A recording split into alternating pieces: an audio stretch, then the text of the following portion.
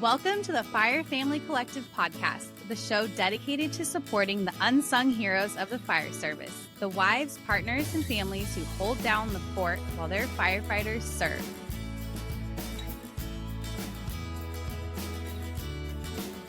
All right. Welcome to the Fire Family Collective podcast. We are so excited. We are sitting down today with Alex Barrera. Thank you for being here, Alex. Of course. I'm excited. Yeah. Alex and I have some things in common. I was a former teacher. Alex is currently a teacher. I am so excited. Alex, can you please tell us a little bit about yourself? Absolutely. So I am Alex Barrera. I am from the Texas Panhandle. My husband and I, we are high school sweethearts. So we've been together through a lot, but we have 3 kids, 3 girls. They are 8, just newly 6, and 2. So it's a little bit of chaos here. And we decided recently to add a puppy into that, which has been a whole adventure in itself. Kudos. So yeah. Of course, anytime he eats a sock, Kyle's on duty. It's just what happens. But I am a high school math teacher. I actually teach medical math. Just recently transitioned to that. But yeah, we've had kind of some career changes in before that, but that's kind of where we are now. So he's been on service for almost 5 years. Okay, so you already had your first 2 kids before he joined the fire department, and then you also had a different career before you were teaching math.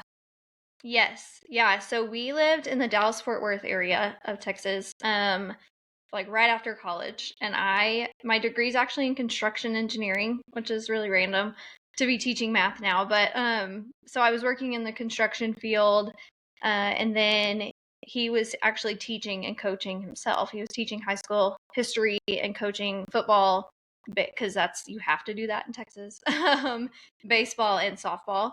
And so then just after about 5 years, he kind of got burnt out from that, because that's what happens down here. And we moved back home because his dad was a fireman here at our local department. And so we moved back home for him to do the academy. So yes, we had just had our second. She's a 2020 baby. And so we had just had her, and he started the academy in 2020 to 2021. And so then switched over to that. And I switched to teaching after our first daughter. So yeah, so it's been interesting to have conversations, with rookies, and to say, like, the fire schedule is something to adjust to. And it's a lot different. We miss out on things, but him coaching beforehand, honestly, I see him more now probably than I did when he was coaching football. So I bet. Yeah. But yeah, so that's kind of our background there. That's so crazy. There's so many things we can dive into. I can't imagine having 2 littles and then starting the new career. I mean, we basically did that when John did his lateral fire academy. Our daughter was a year and our son was like 2, 3. So, but we had already done fire. Like I already was familiar with it. I don't know. I think medic is harder. So he's a firefighter paramedic, and he did medic school the year we had our third.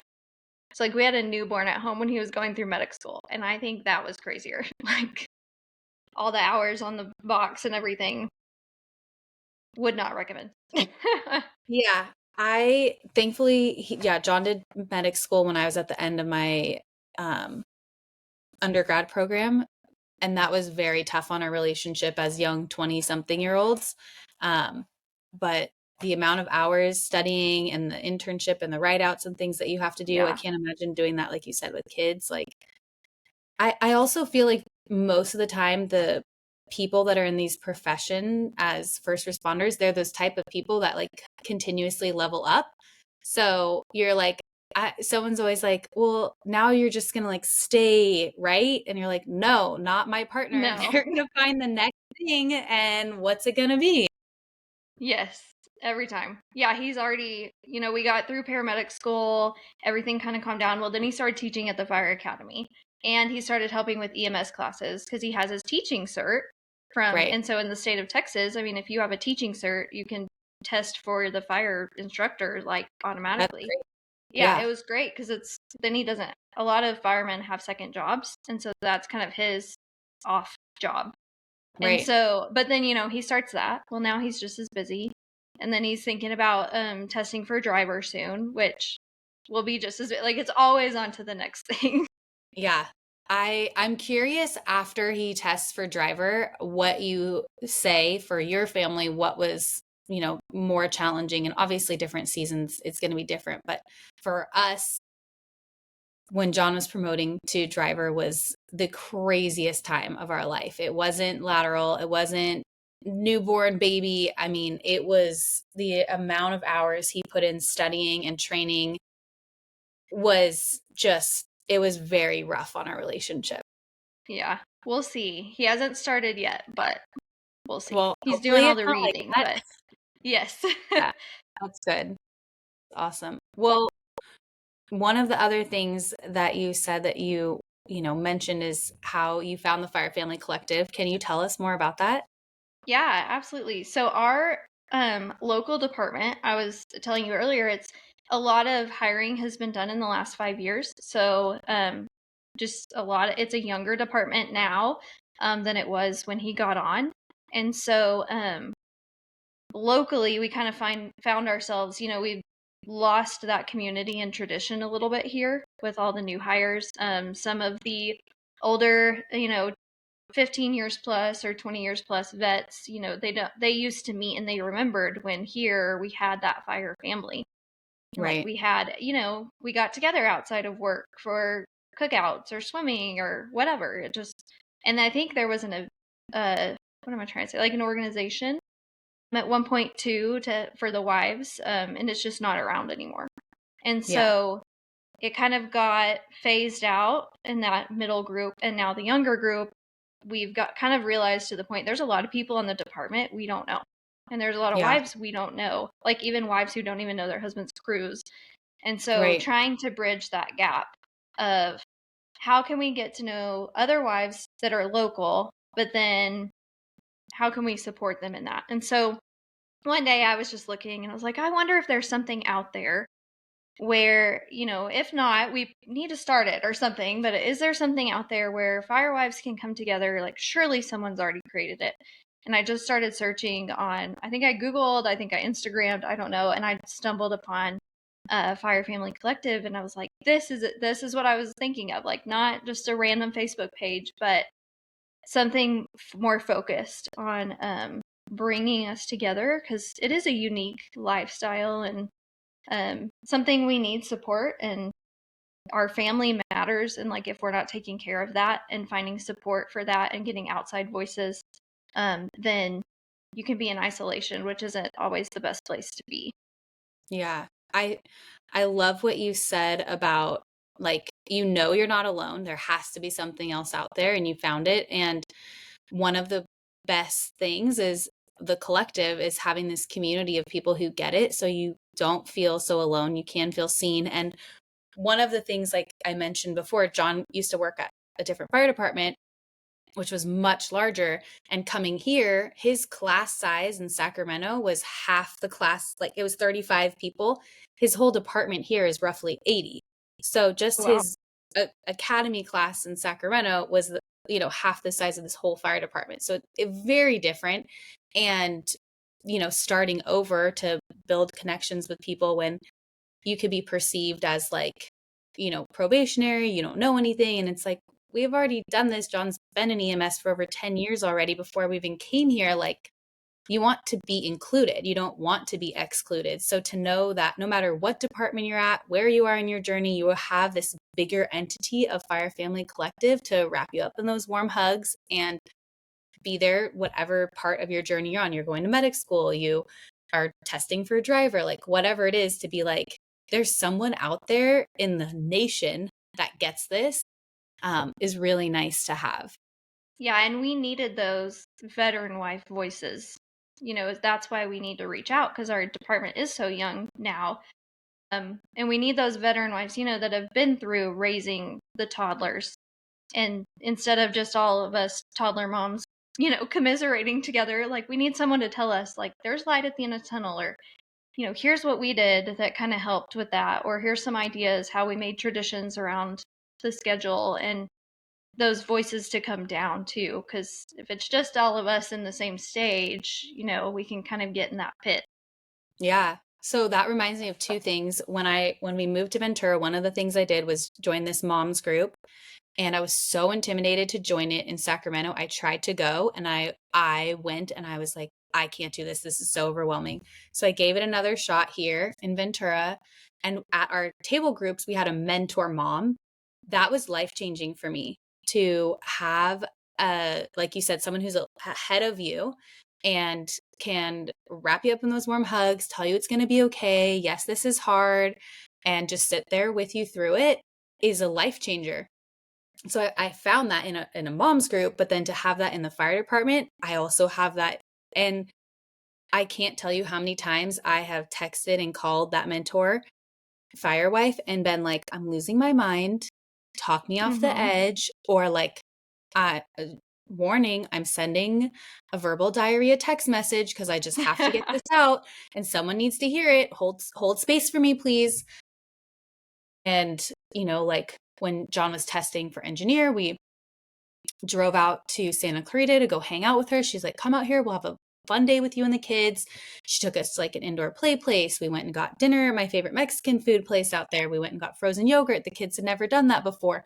Just all those types of things. Like you said, like I could do that with another mom who's like in the same space as me, but to be able to also have this mom, fire wife who's like a little bit ahead of me, can love on my kids in a different way, can love on me in a different way, can remind me like it's going to be okay. Like let it out. I'm here for you, and just let's have some fun, leave all that hard stuff in Ventura. We've already talked about it. Let's just have some fun for a few hours. Um it's just you can't put a price on that, and to be able to have again this community where maybe we can't always do that in person, but we can connect virtually until we can connect in person. Yeah, and it's been really great too to find connections in our local department with older kids. Um, and so like we have his captain or lieutenant has high school kids who have loved on our girls. And so it's cool to see them build that connection, and to when our girls, maybe at some point might be like, well, why does he miss everything? Why is he never there? And have that hurt. They'll have other kids, fire kids, they can call to see how they went through it, and just have that support. And so our kids need it too. And so even if we didn't have it locally, having somewhere that I can reach out and say, hey, like, how did your kids handle this? It's Well, just and great. like you said, to be able to build it. So here in Ventura, they have this fire, what do they call it? Women's auxiliary group. So Yeah. there's a few women who have stepped up and created this auxiliary group. We just had our um like phone meeting earlier in the week. We spent like an hour trying to plan out different events for the year. So one of the best things is Santa at the fire station. It's amazing. And I cannot tell you, like you said, the connections the kids make with their friends that show up at Santa at the fire station, and even older kids who, like you said, are middle school, high school. And my kids love sitting with them, doing the craft with them. They're just so excited to hang out. And I can't, again, put into words what that means for them to have those older peers to look up to. And I hope as they get older, I love how you mentioned like they have these kids that they can reach out to and be like, I'm having a really hard time. How did you deal with it? And maybe not have it come from an adult, but have it come from another kid. Yeah, someone who gets it, someone who's been in those shoes. It's funny you mentioned the auxiliary group. So I didn't know if that was like a local thing or if that was a national thing, because we used to have one here. So like I was saying, we kind of have this middle gap. So the older Right. group at our department, they had this auxiliary group back in the day. And I don't really know all that entailed, but like I said, my father-in-law was a fireman here as well. And so I've heard all the stories from my mother-in-law and all that she was involved in. And so that was kind of what pushed myself and one of the other wives to start something here. And Yeah. her and I are both like, we don't want any drama. Like, we don't want anything. Like, necessarily official. Like, we just want to hang out and get to know people. That's it. Like, Yes. just be Yes. chill. And so, when we started, we decided last year, we were like, okay, we need to have some kind of event, and like, no one's putting it Mm-hmm. on. And so, locally, like, it's really important too, like, if your department, whoever's listening, doesn't have something, like, don't be afraid to start something. And like us, it can just be, we just want a casual hangout. So like, we had everyone bring an appetizer to share, and then we had a trivia night. I was like, what's an activity that keeps us occupied, and it doesn't have to be, awkward small talk, but Yep. it's also not too cheesy. And Yeah. so we had a trivia night, and I was like, okay, maybe a handful of people show up, and we had like 25. It was That's great. amazing. Like, a Yes. funny story to go with that, I check your invites that you send out, because I was planning on 6:30, and I had put 6:30 on the invite. I had made it all cute in Canva and everything. Yeah. And then I guess on the Facebook event, I had put Oh, 6. no. And so I walked in. Yes, I was like, I just need like 30 minutes. We'll set up real quick. I walked in, Everyone was and the already there. room, yes, everyone was Oh already my there. gosh. So then They everyone had, could help you. It was great. yeah, they were so gracious. They were like, no, you're fine. Like, what can we help? Can we help you set up? And I was just mortified. Like, I was Yeah. so embarrassed. But I was like, we might as well start it like that. Like, Yes. I told y'all it was casual. I think that's what I said. I was like, I told y'all this was casual. Yes. We And so do we've had a few more messy and since then. imperfect. Yes, that's Yes. real. Yeah. I was like, So oh my you've gotten gosh. together since then? Yes, we've had a few more events. We tried to do one more girls event, like a hiking event, and the weather did not cooperate, of course. And then we have a local baseball team, minor league team, and so we planned a Cool. night, like a family night for that. And when that one was huge, like a ton of people came. So we're still Amazing. starting it, and we're planning our next event, but we're kind of in this, okay, let's do couples for a little while, which will Yeah. be great, because even some of the guys don't know each other, but it kind of Yes. breaks down that barrier of having to come by yourself into a room of women. Yes. And so, we're gonna have another event, but we're like, let's do it couples focused, family focused for a little bit until it gets Yeah. strong, and then Yeah. we'll have more ladies events. But yeah, it's hard to start something when there's not something, but Yeah. realizing that we need it. And like, how do we talk to rookies, and sit there and say, like, you need to find your fire family, you need to find the people that are local that you can call whenever, if your husband's on duty, who can come over and, fix your electrical something that broke. Yep. That was really Yes. random, but No, um that's real. like, yeah, because it always happens. But you need your people to call. Well, it's one thing to say that, but then if we're not making any of those connections locally, you can't really back that up, which is Yeah. kind of what Okay. happened when we got tossed in. So, Yeah. Okay, so I have two instances to share on that. One is it sounds like you're doing it. So, kudos to you. I love this. You're building it, and we're going to expand upon this for sure. Um but one of the things that I started helping support with is when the new hires we have like a family day where the new hires mm-hmm, go to orientation. I'm showing up as well as my husband to talk about Fire Family Collective and the foundation. And it's been a really nice way for me to be there for the new partners, significant others, parents, whoever's in the room, to be like, I'm a real person. I am not a paid fire personnel. Like, I want to be there for you. So please, here's my phone number, you know, reach out to me. Let's hang out. And we just had a new academy class start. I think they just ended week 3. I can't do math, but I think it was 3. And I have a group text with these fire partners, and it's just like the cutest thing. Like, I remember when I was on the other side and I didn't have that. And so I love like sending them like, have a great week. How is it going?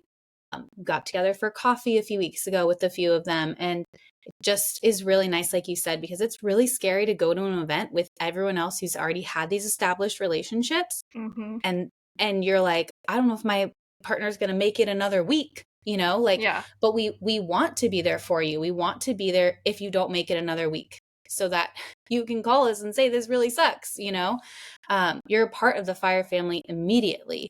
And I think that you and your friend or whoever Mm-hmm. something to like put a little thing in your head of maybe trying to make that happen. Because it's just, I know it's really nice to have that familiar face in such a scary room when this is like a life-changing day. Um, and then also I did bunco with our group in Sacramento with our academy ladies, and it was so much fun. I forgot I did that. So you reminded me of that. And I'll have to put that on the ideas list for a ladies' night for us, Yeah, because that it was was a just so lot of much fun. fun. Yeah. Just something casual that gets people talking, but not forced. Yeah.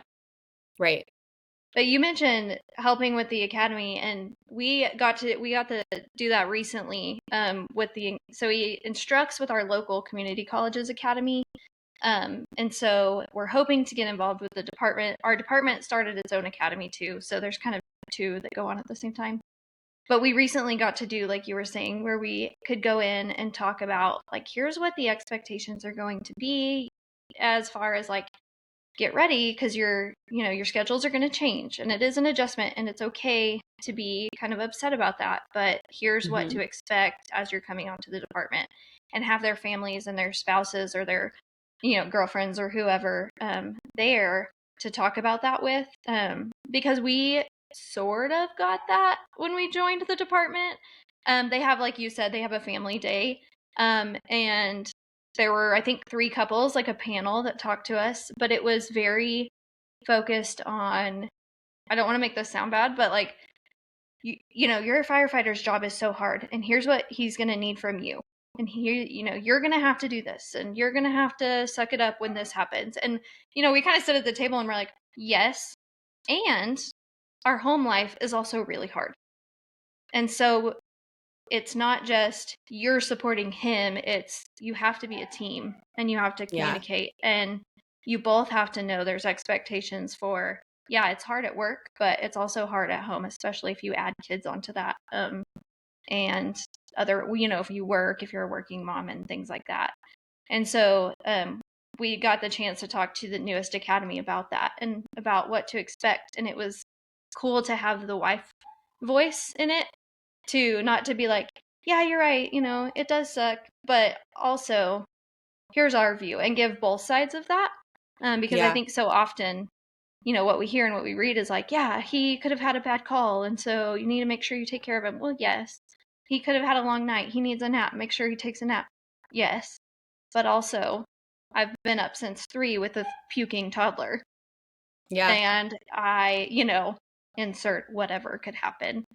Right. But to get both sides of it, and remembering that we're a team. And part of the reason we do that and we want to be involved in that, um, is because your marriage is so important, and taking care of that as a team is so important. Like the fire service has such a high divorce rate because people don't take care of that.